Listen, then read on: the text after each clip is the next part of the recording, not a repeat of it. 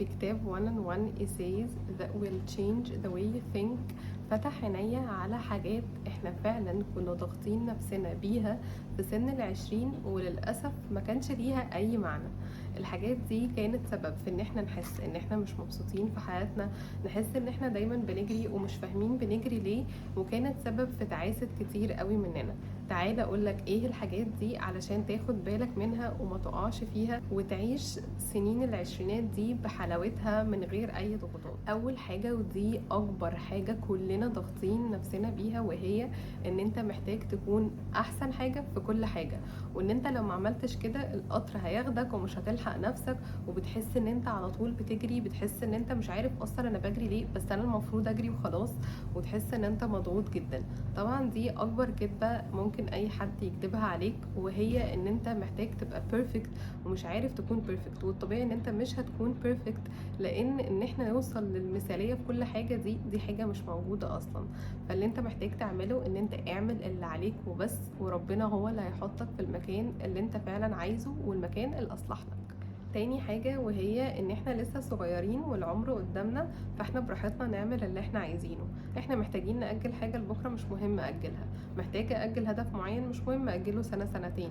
مش عاجبني علاقة ما، يلا أخسرها، ما أنا أكيد هلاقي ناس أحسن.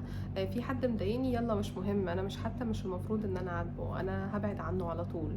وهكذا بحاجات كتيرة قوي في حياتنا بنحس إن احنا قدامنا العمر كله، بس هو مين ضامن عمره أصلا؟ مش قصدي أقولها بطريقة تشاؤمية، بس هو فعلا مين ضامن ان هو تاني يوم يصحى يبقى بنفس الطاقة وبنفس النشاط وبنفس الدماغ وبنفس كل حاجة؟ مين ضامن اصلا يعيش لبكرة؟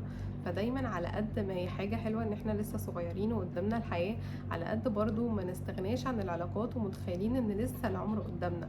في علاقات انت بتبنيها دلوقتي تعيش معاك العمر كله، وفي حاجات لو انت عملتها برضو دلوقتي وغلطات عملتها وارد جدا ان هي تأثر على حياتك الباقية.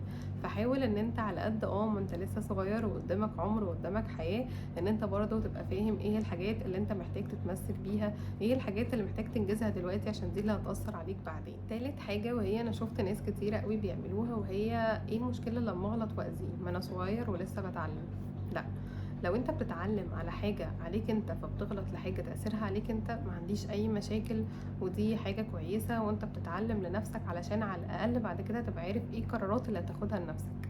لكن لو انت عمال تغلط في حق ناس، تظلم ناس معاك، تأثير اللي انت بتعمله فيهم على حياتهم هيعيش معاهم، انت محتاج تقف. ومفيش حاجة اسمها ان انا قدامي العمر كله وانا بغلط وبتعلم بغلط وبتعلم لو تأثير الحاجة دي عليك انت بس. لكن تأثير الحاجة دي على شخص تاني او ناس في حياتك او ناس حتى انت قابلتهم مرة في العمر، فلا، انت محتاج توقف نفسك. مفيش حاجة اسمها كده، لان انت ممكن تعمل غلطات تعيش مع ناس العمر كله، وكده كده صدقني برضو هي هتقعد لك وهتترد لك.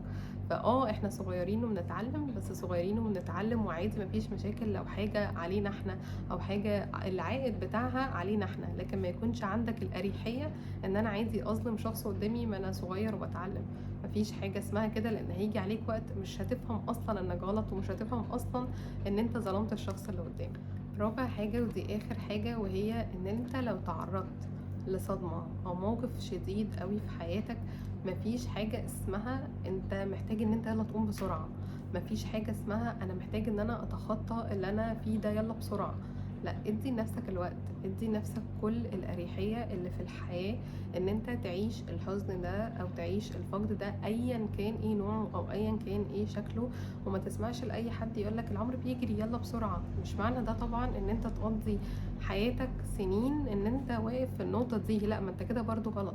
بس قصدي انت اضرب نفسك ايه الوقت اللي انت محتاجه، وايه التصرفات اللي انت محتاج تعملها، سواء ان انت تتكلم مع حد او تروح لمتخصص يساعدك ان انت تتخطى حاجة زي دي. حلو جدا ان انت تحاول ان انت تلهي نفسك، بس تلهي نفسك بحاجة كويسة ليك، بتطور معين ليك، بتطور معين في حياتك وشخصيتك، بس في نفس الوقت تشتغل على ان انت تتخطى الصدمة دي. مش تهرب منها وتجري وتسمع لكلام الناس ان يلا انت عمرك بيضيع.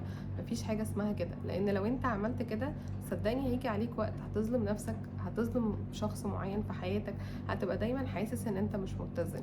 فخليك واعي كفاية ان اي صدمة كبيرة بنمر بيها في حياتنا ايا كان ايه شكلها، محتاج ان انت تعيش الحزن بتاعها، محتاج ان انت تتخطى الفقدان بتاعها، او محتاج ان انت تتخطى الضيقة بتاعتها.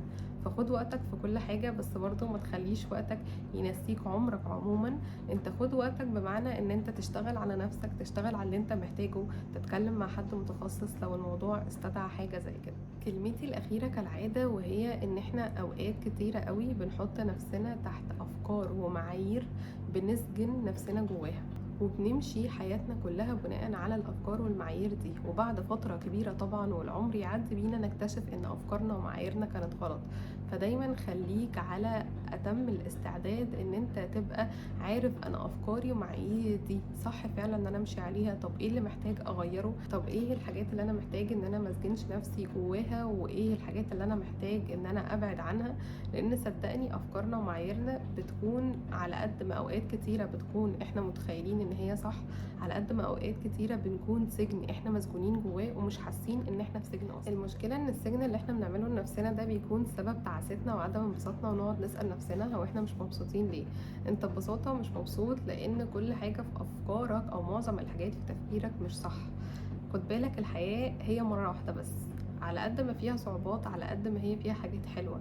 حاول ان انت تعيشها بسعادتها بحاجاتها الوحشه بمطباتها بالحاجات اللي انت بتكتشف نفسك بيها، وحاول ان انت تتبسط فيها على قد ما تقدر مادام انت مش بتأذي اي حد، وتبسط كمان الناس اللي حواليك. وما تسمحش لحد ان هو يقعد يسمم افكارك بضغوطات ومشاكل وحاجات في السن اللي انت فيه ده دلوقتي تحت بند انا فاهم اكتر منك. لا طبعا حلو ان انت تسمع لناس من اهل الخبرة، بس كل واحد اتخلق بزمان غير الزمن اللي موجود، كل واحد عايش تجارب غير الشخص التاني.